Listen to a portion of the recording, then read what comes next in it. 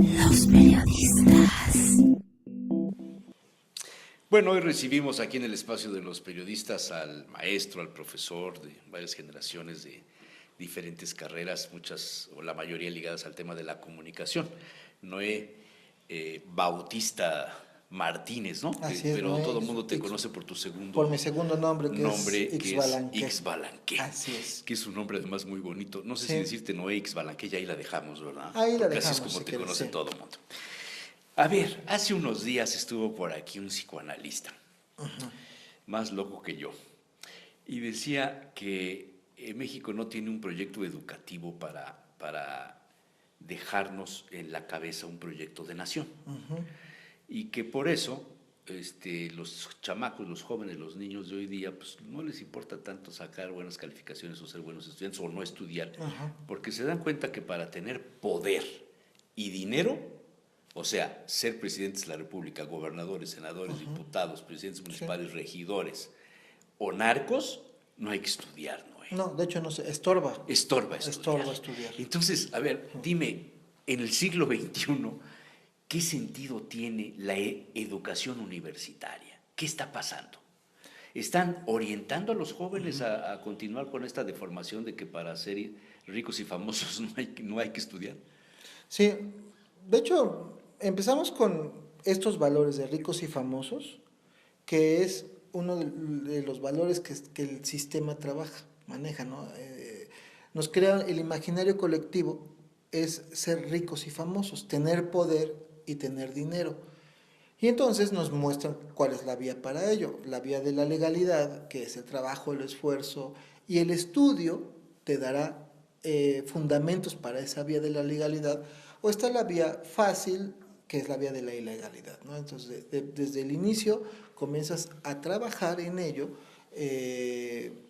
asaltando, robando, secuestrando, etcétera, siendo mentiroso en general, en ambas funciona eso. Y la educación, en lugar de decir, no, a ver, no es nuestra función ser ricos y famosos. Nuestra función es cuál es la trascendencia del hecho de que estemos aquí como seres humanos y como miembros de una sociedad. En el caso del mexicano, la educación debería primero fomentar esa mexicanidad.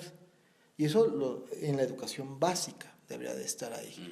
Pero la educación básica... ¿El modelo de Vasconcelos? Un poco, ¿Eso sería? De hecho, esa parte vasconcelista funcionó muy bien hasta mediados de del siglo XX, antes de la llegada de Miguel Alemán, que ya empezó con del progreso y estabilizador. Pero sí, todavía a nosotros nos tocó en la educación tener maestros en la primaria con esa inspiración vasconcelista, digamos los últimos vasconcelistas, todavía los tuvimos y de alguna manera nos implantaron una idea de nación.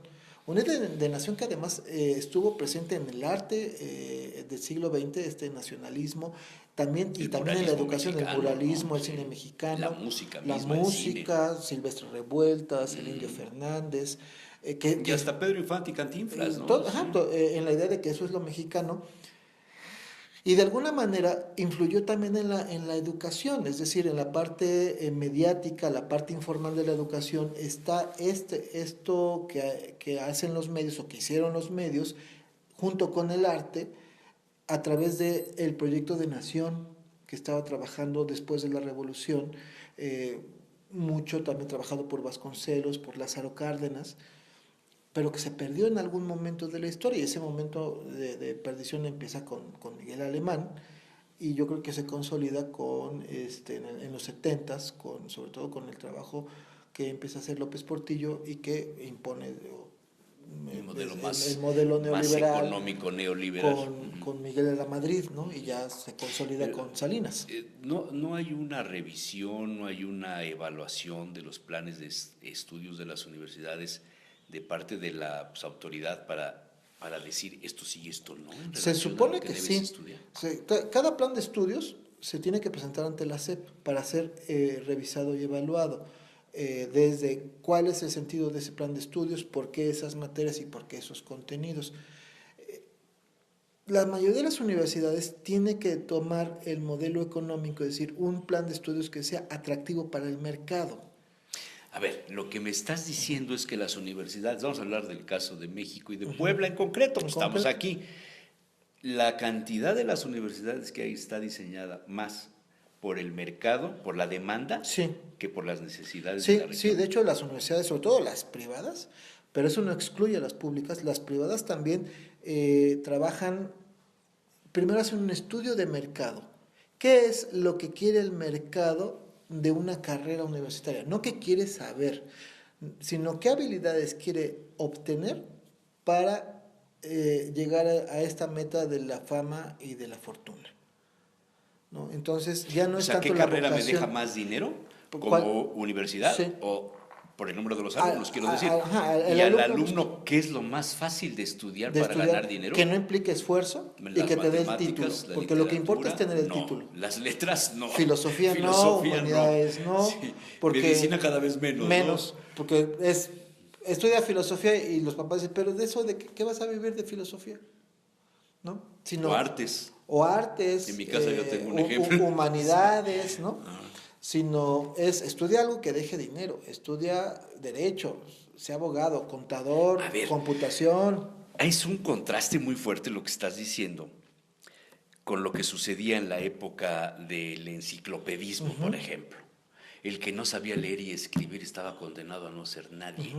Hoy día la herramienta fundamental es leer y escribir. Bueno, leer porque escribir ya no, Escribir ya porque casi con no. el WhatsApp y con Y el con Twitter los y estas emoticones, cosas ajá. y los emoticones, todo esto, pues ya también la escritura está pasando a una etapa en la que no hay tanta vigencia. Hay Los crisis. libros impresos, leí hace unos días un artículo, el libro que lleva 500 y pico de años como tal, como elemento de comunicación, es la última de las aportaciones vigentes del siglo XX al siglo XXI, Sí. porque ya con los libros electrónicos también esto Se está va a dar perdiendo una el modificación olor, tremenda. el tacto Sí. al papel. Entonces, siento una contradicción o un volver al pasado en el sentido de que hoy día las universidades están buscando lo que deja dinero y esto contribuye más a un concepto oligárquico de la Sí. política y de la Y sociedad. a costa del conocimiento. A costa del conocimiento. A costa del conocimiento. O sea, vamos para atrás. Sí.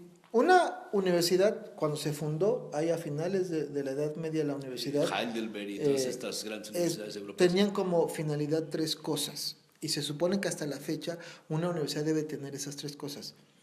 Docencia, es decir, la enseñanza, la transmisión del conocimiento. La generación del conocimiento, que es la investigación, y la difusión del conocimiento. Es decir, revistas especializadas, publicaciones, inclusive el trabajo documental. De las 100 y pico de universidades que hay en Puebla, ¿cuántas pasarían esas? La UAP tiene las 3. La UDLA. La UDLA, la UPAEP también publica poco, pero publica. Ahí es donde vemos qué tanto publican. Las demás no. La Ibero publica, sí. La Ibero tiene también una editorial. De estas, la UAP solamente tiene una estación de radio y las demás tienen ahí proyectos de radio, pero no con la idea de difusión del conocimiento, sino de promoción de sí mismas, ¿no? Salvo esas. O sea, te has hecho la pregunta, y con los académicos, tú eres academia, ¿para qué enseñar? ¿Por qué enseñar? Y el estudiante, ¿por qué estudiar? Sí. A nosotros, a algunos de nosotros nos queda claro que enseñamos para formar, ¿no? Para formar ciudadanos. Ya tú no quieres ser rico enseñando. No, de hecho no. Si quisiera ser rico no me dedico a esto porque la paga no es muy buena, por ejemplo, ¿no? Si nos estamos formamos ciudadanos y buenos seres humanos.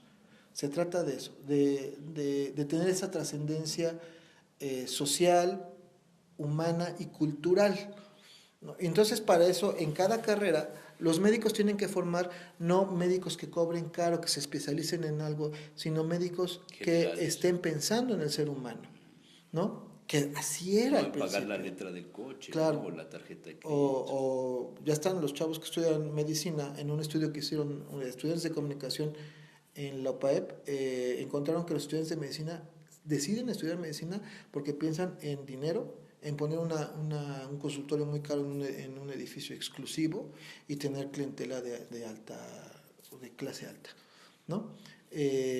No en en lo que se supone que tiene que ser el servicio a la salud, al ser humano. Entonces alguien que con escasos recursos el no es... concepto servicio desaparece ya Desaparece. de la escala de valores de los Sí. estudiantes. Sí, y en todas las carreras, ¿eh? Porque también un abogado está al servicio de la justicia. O de la impunidad. Ajá. Ahora está al servicio de O la de la impunidad. impunidad. Es objeto o Sí, herramienta sí, para sí, la impunidad. para mantener ¿No? y proteger a la Ajá. impunidad, ¿no? ¿No? Que eso le rinde beneficios personales, le rinde beneficios económicos y de poder. Y eso es lo O que sea, buscan, ese es yo el esté objetivo. bien y los demás que se frieguen. Así es. Y si entendemos eso, comprendemos por qué el país está como está. Entonces tiene razón el psicoanalista. Sí, yo coincido con él en ese sentido. Ya pensando más en teorías de la conspiración, en donde no tenemos evidencias, pero sí podemos suponer Son coincidencias solamente. que a lo mejor no son coincidencias y que sí está bien trabajado esta idea de maleducar, ¿no? De estar, que los gobiernos que son los que tienen el poder y el monopolio de la educación, están más preocupados por la infraestructura que por los contenidos. ¿Se podría hacer una evaluación de cuál ha sido el periodo en la educación que más ha enseñado a los alumnos?